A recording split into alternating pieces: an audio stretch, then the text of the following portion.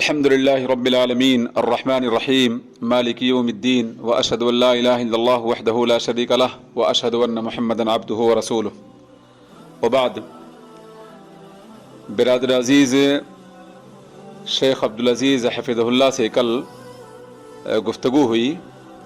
جس میں انہوں نے مسافر کے روزے کے سلسلے میں کئی سوالات کیا اور پھر مجھ سے اس بات کا مطالبہ کیا کہ میں مسافر کے سلسلے میں اور روزے کے سلسلے میں کچھ گفتگو صحیح احادیث کی روشنی میں پیش کروں. میرے بھائی، اللہ رب العالمین نے مسافر کو چند رخصت دیا ہے، چھوٹ دیا ہے. مثلا نماز کے قصر کا معاملہ اور روزے کے قضا کا معاملہ کہ اگر مسافر سفر پہ ہے اور روزہ رکھنے میں دشواری ہے تو وہ افطار کر سکتا ہے. ہاں، باقی رمضان کے گزرنے کے بعد وہ اپنے روزوں کی قضا کرے گا. یہاں ایک بات بتانا میں مناسب سمجھتا ہوں کہ کسی بھی مسافر کو اسلامی رخصت پر عمل کرنے کا حق اسی وقت ہوگا جب وہ جائز سفر کرے، اللہ رب العالمین کی اطاعت کا سفر کرے. مثلا حج کا سفر ہوا، دوا اور علاج کے لیے سفر ہوا، رشتے داروں اور احباب کی زیارت کا سفر ہوا، جائز تجارت کا سفر ہوا، تو ان اسفار میں مسافر کو اسلام کی رخصتیں ملیں گی. اور اگر کوئی انسان ناجائز سفر کرے، مثلا لہو و لعب کے لیے، کھیل کود کے لیے، عیاشی اور تفریح کے لیے، یا ہمارے دور میں جیسا کہ بہت سے بار لگتے ہیں اور اس کی خاطر لوگ سفر کرتے ہیں، تو نافرمانی کے جو اعمال ہیں ان اعمال میں اگر کوئی انسان اپنے گھر سے باہر نکلتا ہے تو اسے سفر کی چھوٹ نہیں دی جائے گی. اس پر امت کا اجماع ہے. اب سوال یہ پیدا ہوتا ہے کہ انسان اپنی آبادی سے کتنی دوری کا سفر کرے کہ اسے مسافر کا حق حاصل ہوگا یا اسے مسافر کا نام دیا جائے گا. تو اس سلسلے میں پہلی بات تو یہ ہے کہ اللہ کے رسول صلی اللہ علیہ وسلم مدینے سے باہر جب بھی آپ گئے تو آپ نے نماز کو قصر ہی کیا ہے، اور نبی صلی اللہ علیہ وسلم کے مدینے سے باہر جانے کی مسافت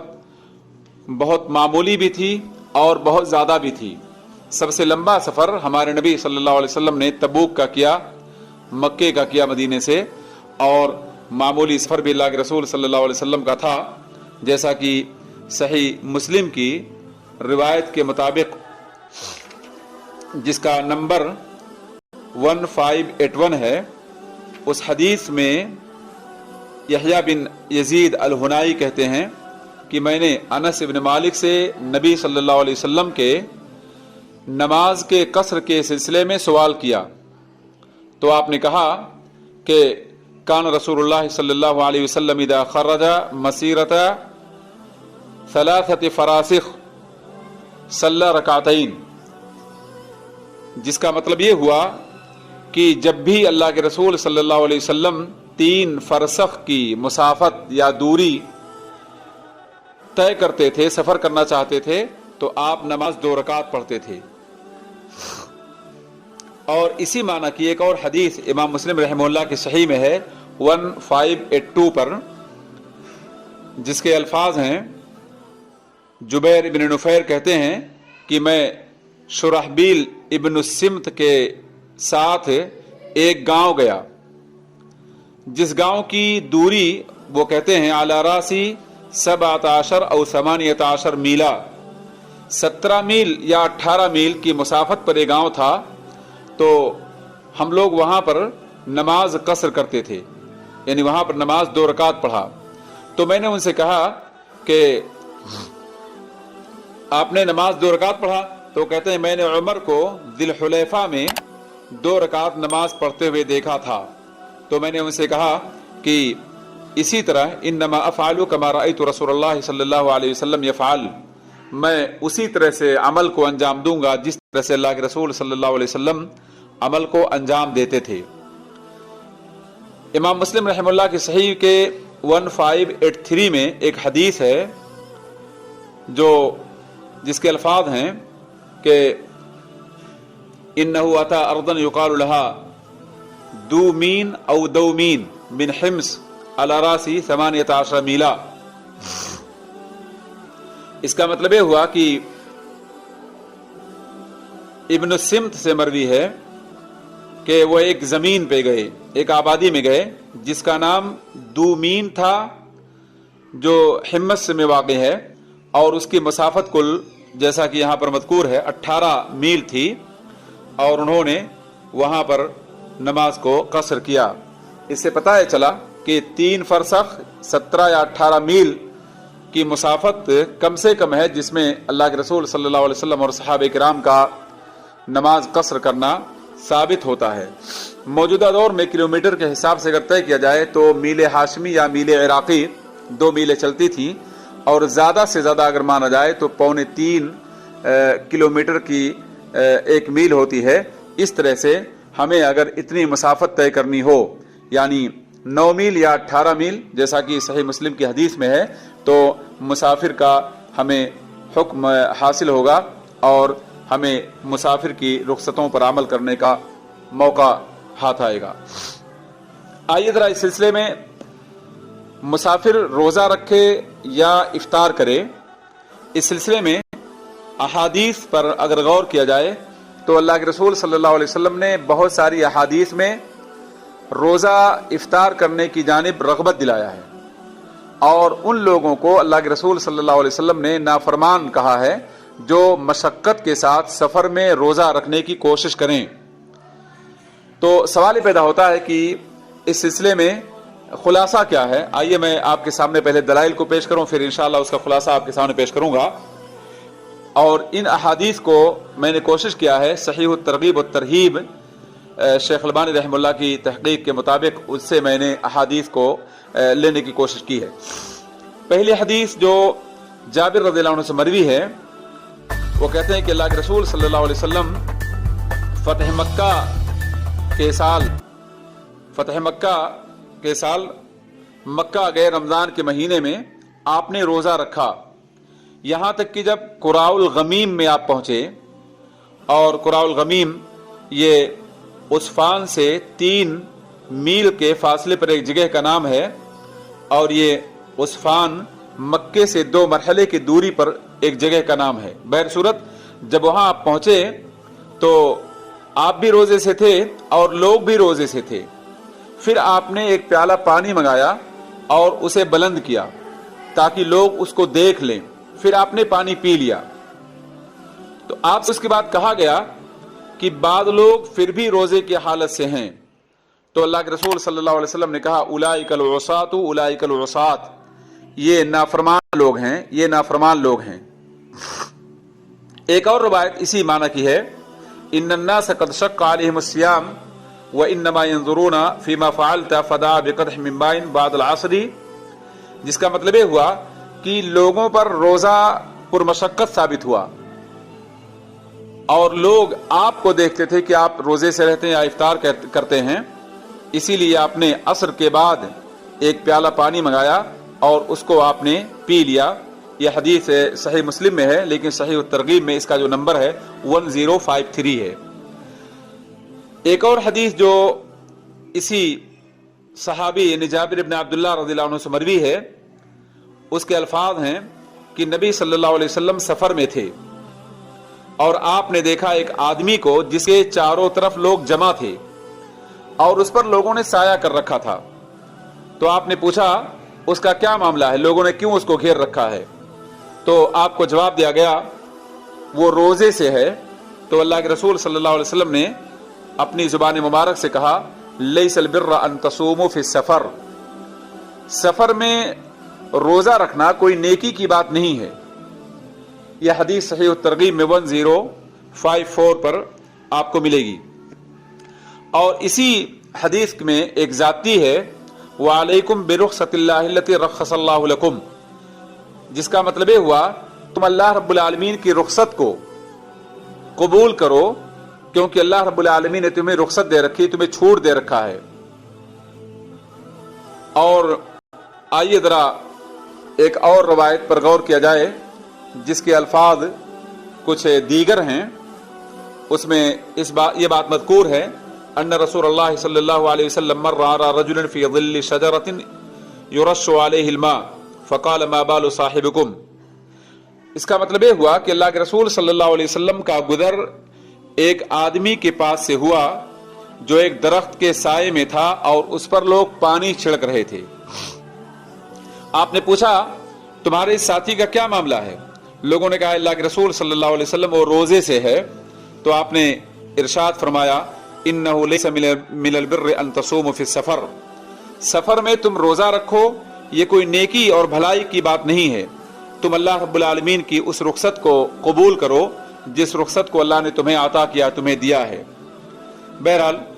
آپ ذرا غور کیجئے، یہ تمام کی تمام احادیث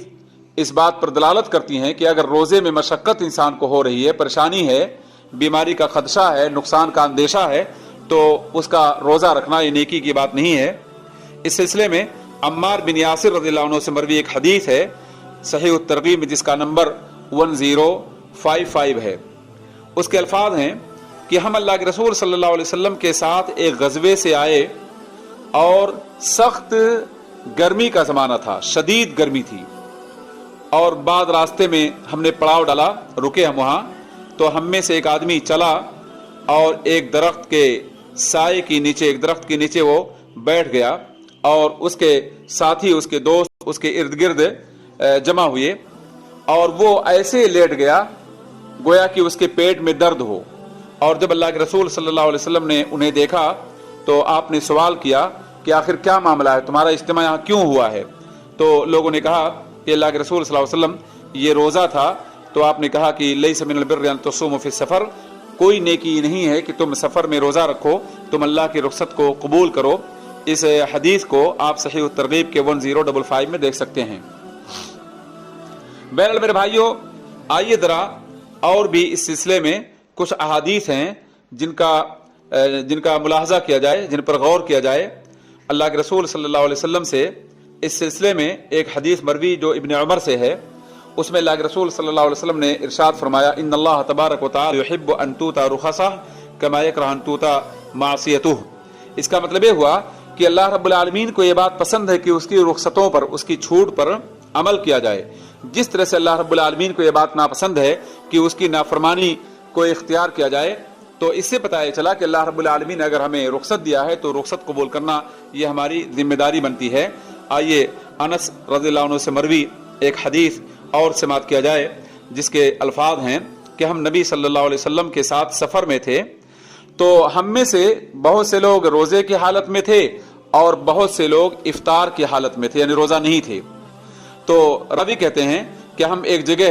نازل ہوئے اترے، ہم نے پڑاؤ ڈالا اور سخت گرمی کا دن تھا اور ہم نے یعنی سایہ حاصل کیا تھا، کوئی چادر سے، کوئی اپنے ہاتھ سے دھوپ سے اپنے آپ کو بچا رہا تھا. یہاں تک کہ صورتحال یہ پہنچی کہ جو روزے سے تھے وہ گر پڑے. فسقط الصوام، روزے دار طاقت اپنے جسم میں نہ پا کر گرمی کی شدت کو برداشت نہ کرنے کے نتیجے میں گر پڑے، اور جو لوگ یعنی روزے سے نہیں تھے، جو افطار سے تھے، ان لوگوں نے کیا کیا، یعنی ان کو بچانے کی کوشش کی اور یعنی پانی پلانے کی کوشش کی. تو اللہ کے رسول صلی اللہ علیہ وسلم نے کہا کہ ذهب المفطرون اليوم بالاجر، جس کا مطلب یہ ہوا آج کے دن جو لوگ روزے سے نہیں ہیں، جو افطار سے ہیں، وہ لوگ اجر اور ثواب کو لے کر چلے گئے، یعنی ان کو اجر اور ثواب ملا کیونکہ ان لوگوں نے